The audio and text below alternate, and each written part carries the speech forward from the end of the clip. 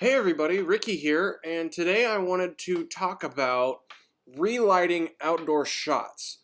Now, we're all on this journey of getting better and learning more about how to use cameras, how to edit, how to color, and I think the further you go down that road, the more you kind of pick up on the really nuanced details of an image and what's going on.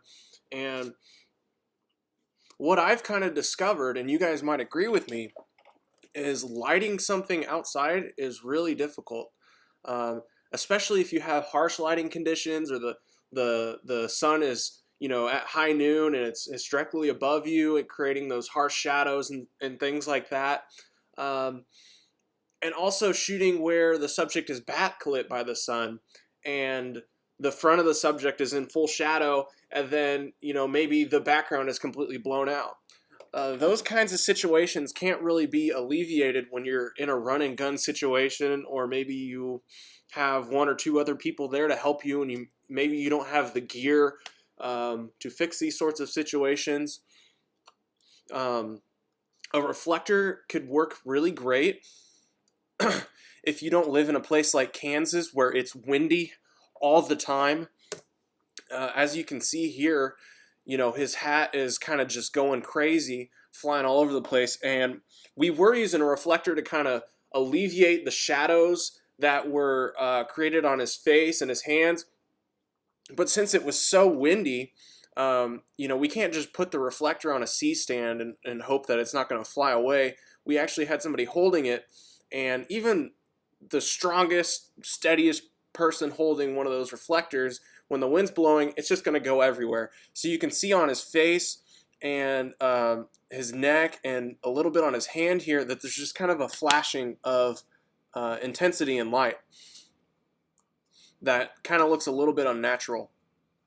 Anyways, back to my original point, it's really difficult to light outside if you don't have the time, the budget, and the resources to do so. But you can alleviate those things in post, especially with DaVinci Resolve. There's a couple of cool solutions that will help you with that. So let's just dive right into that. Right off the bat, the main thing that you would want to do for a shot like this is you want to separate your subject from your background. The background is overexposed and the foreground is a little underexposed. In a perfect world, you'd want your subject to have a higher exposure than your background so that your eyes are directed towards the subject, and it's just a more aesthetically pleasing shot. So there's a number of ways that you could do that. Number one, you could use power windows and motion track those power windows through the shot. For this, it could work. It could be a pain in the ass, kind of, drawing through and masking around the subject and getting a good mask that's not weird. So what we're going to try to do first is we're going to try to use this qualifier tool here. And the qualifier tool uses hue, saturation, and luminance, and you set parameters on those values to select certain ranges of color and certain pixels. So let's start by eyedropping. We kind of want to, I would love to boost up these shadows here, so I'll start and just grab a shadow skin tone and then click this magic wand here to see what we're selecting.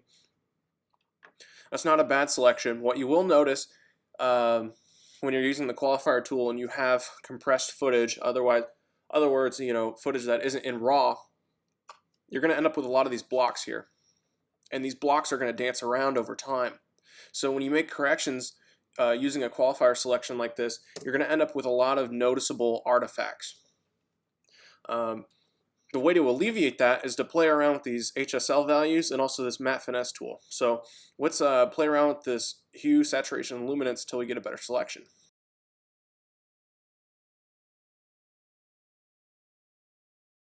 So as you can see, we kind of adjusted the softness of our selection, and that creates a bit of a gradation in the selection and kind of eases it out. Another great thing for the matte finesse tool here is you can slide on the denoise, and that will also help eliminate that noise there. The clean black will clean everything up that's not supposed to be selected, or that the computer thinks shouldn't be selected. And the clean white is going to bring back your selection just a little bit and kind of undo what the clean black and the denoise tool are doing. As you can see, there's still a lot of dancing here, so we're going to have to be pretty careful when we make adjustments. I'm going to up the denoise a little bit and then bring up that clean white. Actually, I'm going to drop that clean white down because, as you can see, we're starting to select a little bit of that background there. Clean up the black. Okay, so when we make an adjustment, let's adjust the gain and the gamma.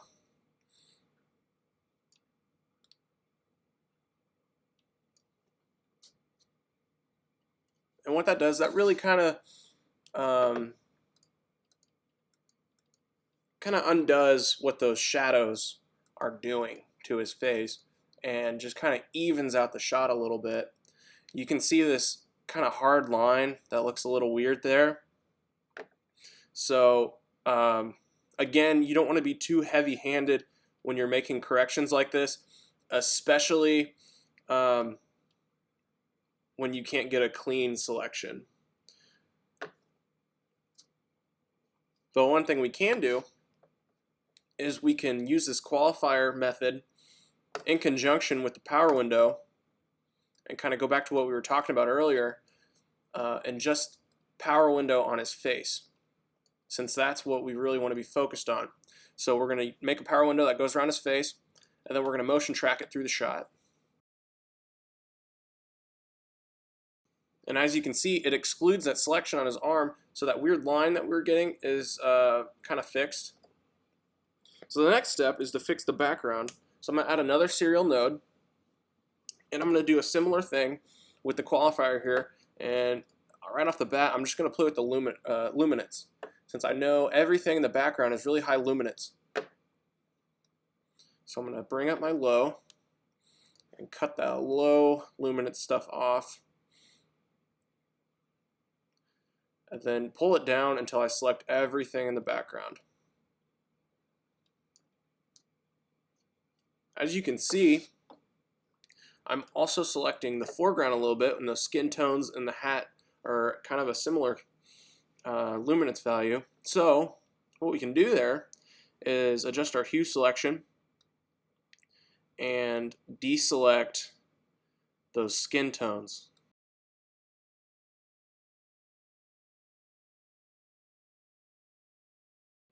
Now I'd like to bring the exposure down, and what that's going to do is going to do a number of things. In the background, when we bring the exposure down, it's actually going to increase the saturation.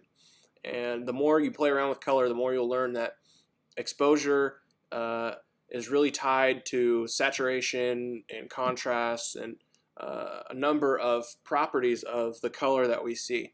So when I bring this down, and specifically I probably want to play with the gamma rather than the gain, you're going to see like the green just becomes more green, and the rock just kind of gets a little bit more yellow over here, and it looks a little more pleasing to the eye. You will notice that a couple weird things are kind of going on. If I delete that and add it back,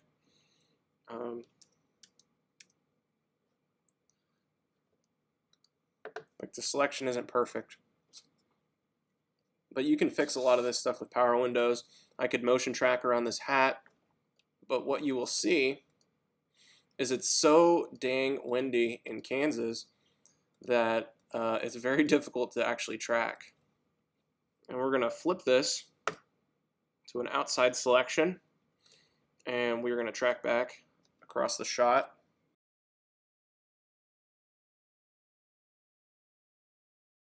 It's not exactly following the brim of the hat as it moves. So if we want to use a power window in this situation, we probably want to soften up that selection.